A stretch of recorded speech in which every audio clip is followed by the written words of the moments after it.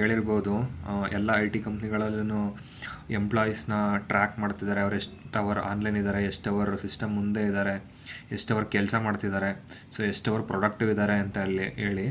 So ಇದು ಆ ಥರ ಒಂದು ಟೂಲು ಪ್ರೊನಾನ್ಸ್ ಅಂತ ಹೇಳ್ಬಿಟ್ಟು. ಸೊ ನಾನಿಲ್ಲಿ ತೋರಿಸ್ತೀನಿ ನೋಡಿ, ಮೌಸ್ನ ಯೂಸ್ ಮಾಡಿ ಮೌಸ್ ಬಾರ್ನ. ಸೊ ಇದರಲ್ಲಿ ಇಲ್ಲಿ ಲಾಗ್ಡ್ ಅವರ್ಸ್ ಅಂತ ಇದೆಯಲ್ಲ, ಇದು ಎಂಪ್ಲಾಯಿ ಎಷ್ಟು ಅವರು ಲಾಗಿನ್ ಮಾಡಿದ್ದಾರೆ ಅಂತ ಹೇಳ್ಬಿಟ್ಟು.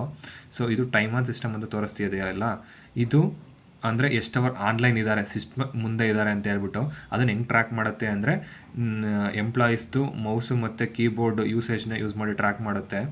ಸೊ ಇದು ಲಾಗ್ಡ್ ಅವರ್ಸ್ ಬಂದುಬಿಟ್ಟು ಅಂದರೆ ಇವತ್ತಿನ ಫಾರ್ ಎಕ್ಸಾಂಪಲ್ ಇವತ್ತಿನ ತೊಗೊಂಡ್ರೆ ಅಂದರೆ ಎಷ್ಟು ಗಂಟೆಗೆ ಫಸ್ಟ್ ಲಾಗಿನ್ ಆದರು, ಆಮೇಲೆ ಎಷ್ಟು ಗಂಟೆಗೆ ಕೊನೆಗೆ ಲಾಗೌಟ್ ಆದರು ಅನ್ನೋದನ್ನು ಇಲ್ಲಿ ತೋರಿಸುತ್ತೆ. ಇದು ಎಷ್ಟು ಅವರ್ ಸಿಸ್ಟಮ್ ಮುಂದೆ ಇದ್ದಾರೆ.